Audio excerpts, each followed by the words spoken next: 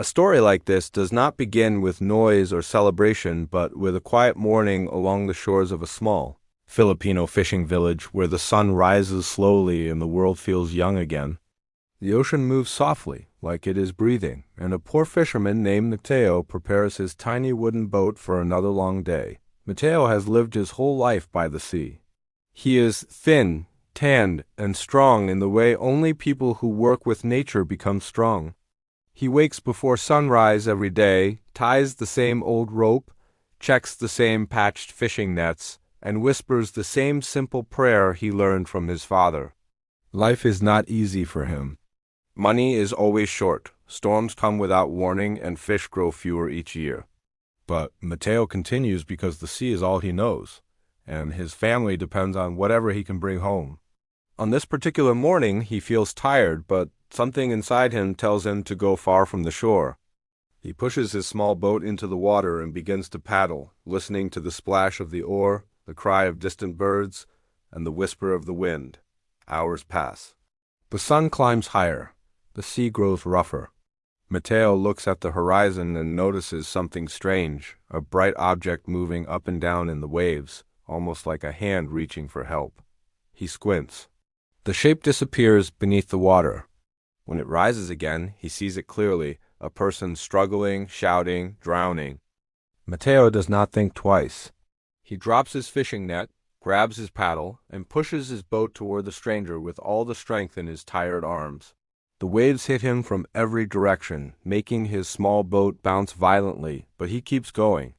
He hears the person's voice now, weak and desperate. Help! Mateo rows faster. When he reaches the tourist, he sees a young foreigner, pale skin, wide, terrified eyes, arms shaking, barely staying above the water. The tourist had been snorkeling far from shore, unaware of the strong current that dragged him deep into danger. Mateo leans over the edge of his boat, grabs the tourist by the arm, and pulls him up with a strength he did not know he still had. The tourist collapses inside the boat, coughing, shaking, unable to speak. Mateo removes his own shirt and places it over the tourist's shoulders. He gives him water. He speaks in simple English. "You safe now." "Don't worry." The tourist looks at him, eyes filled with gratitude and disbelief. He had expected to die. Now he was alive because a poor fisherman decided to risk his own life for a stranger he had never met. Mateo paddles back to shore, steady and calm, treating the tourist like a brother.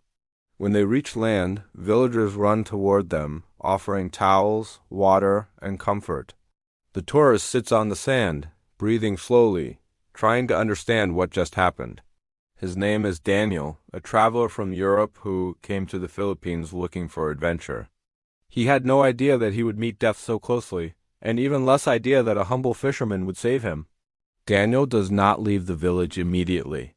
He sits beside Mateo's small boat, staring at the patched wood, the broken paddle, the torn nets, and realizes how hard the fisherman's life must be.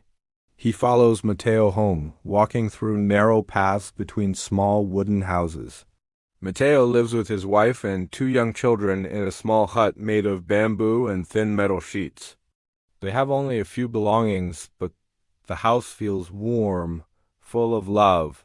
Mateo's wife serves food even though they have little. Daniel tries to refuse, but Mateo insists.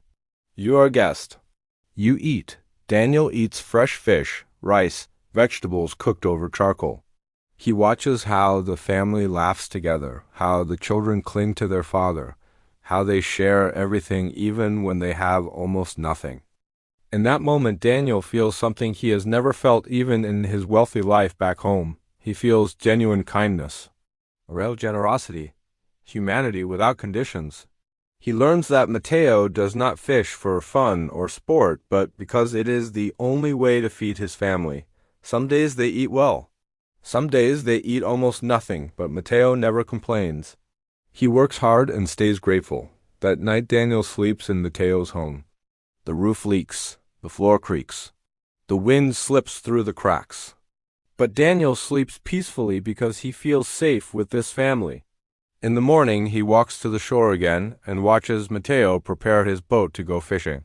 This time Daniel sees the truth. The boat is too old, the nets are too damaged, and the equipment is too worn out. Mateo risks his life every day with tools that should have been replaced long ago. Something inside Daniel breaks. He cannot return to his hotel, his comfortable life, and pretend nothing happened. He asks Mateo a simple question. Do you want help? Mateo smiles but shakes his head. We are okay. Life is hard, but God provides, Daniel insists. He tells him he wants to help not out of pity, but out of gratitude. Mateo saved his life. Now he wants to help save Mateo's. Still, Mateo hesitates. Accepting help is difficult for a man who has always survived through his own strength. But after seeing Daniel's sincerity, Mateo finally nods. That afternoon, Daniel returns to the city, determined to do something meaningful. He contacts his family back home and tells them the story. He posts about it online. He reaches out to people he knows, friends, colleagues, communities. The story spreads quickly. A poor Filipino fisherman saves a tourist at sea, risking his life without asking for anything in return. Donations begin to appear, messages flood in. People from different countries feel touched by the generosity and bravery of someone who has so little yet gives so much. Within days, Daniel returns to the village, carrying bags, boxes, and envelopes. Mateo is confused at first. He does not understand what is happening. Then Daniel shows him everything clearly. A brand new fishing boat, new nets, life vests, safety gear, tools to fix and maintain equipment, food supplies for months, educational materials for his children, extra money for emergencies. The villagers stand in silence, tears in their eyes. Mateo cannot speak. His hands shake. His wife covers her mouth, unable to stop crying. The children jump in excitement. Daniel puts his hand on Mateo's shoulder. You saved my life. Now let me help you live yours. Together they walk to the water, where the new boat shines in the sunlight. Strong, clean, safe, beautiful. Mateo touches it gently, feeling the smooth wood, the new rope, the strong oars. For the first time in a long time, he sees a future not filled with fear, but with hope. The villagers gather around as Mateo pushes the new boat into the sea. Daniel joins him. Together they ride into the water, the engine humming softly. Mateo teaches Daniel how to cast a net, how to read the waves, how to understand the ocean. Daniel feels honored to learn from the man who saved him. When they return to shore with a full catch, the village cheers. That night, the entire village celebrates. There's food, music, and dancing under the stars. Daniel feels like part of the community. He feels something he has never felt before, a sense of belonging. Mateo pulls Daniel aside and gives him a simple shell necklace, the only valuable thing he owns from his father.